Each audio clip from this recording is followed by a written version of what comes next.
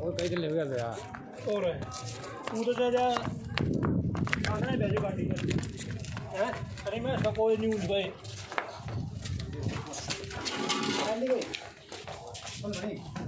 कोई टिका जमा दे पूरा आगे देखिए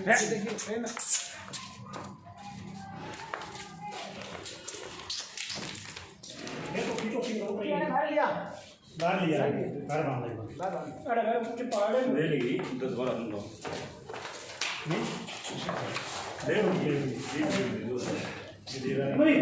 सारी बड़ी बन रही है ऊपर